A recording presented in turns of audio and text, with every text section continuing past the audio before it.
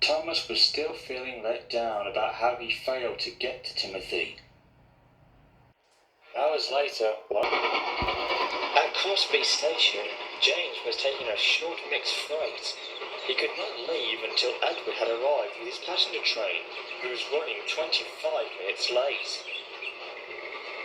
James was getting impatient and wanted to leave.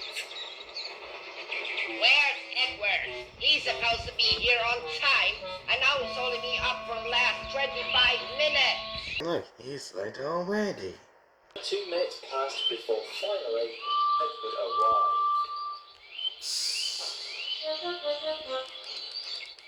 Late once again.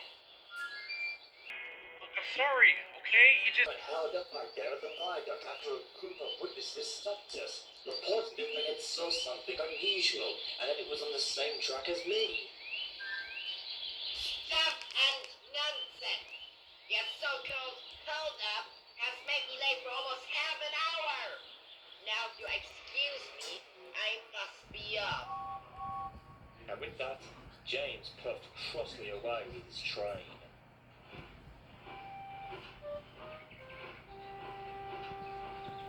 He's one bunch of grunts. James was trying to make up for the time he had lost.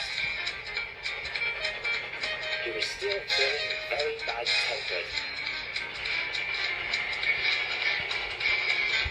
He arrived near Brendan's warehouse, just outside Nafford's yards, where he had to show his train inside it. The sun was almost completed setting, and Well, they make it all time. Plus, I really need to fill it with water. This won't take too long, Michael. I don't want to lose my favorite football game.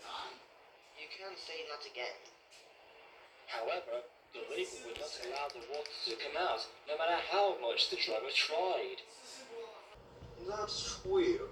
Hey, chap, let's go and see if there's a mechanic around here to give us a helping hand. Sure thing. James, we'll be back in the morning before you know it. Oh, great. More hold-ups. As the red engine waited, it started to rain lightly, but less than 6 minutes later, it poured down. Wait, rain. I hate to rain. Just then, the air grew colder. James felt the drop in temperature, and then he started to hear someone or something nearby in the sidings.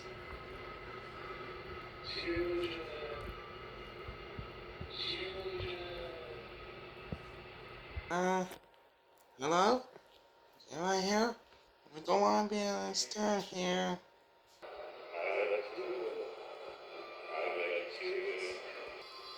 Don't you see it? The time is near. The moment is closing in. The end is almost upon us.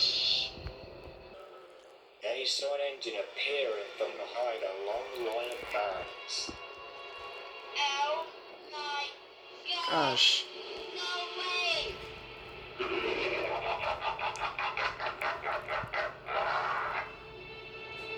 Can't you feel it? The pain, hatred, depression, and suffering. Don't you feel it? No, you don't. You can't understand it. Thomas tried to save me, yet he failed in doing so. Pass this on to him. His demise will come. Once he's gone, I'll get my vengeance. If you don't, you'll suffer your own demise by me.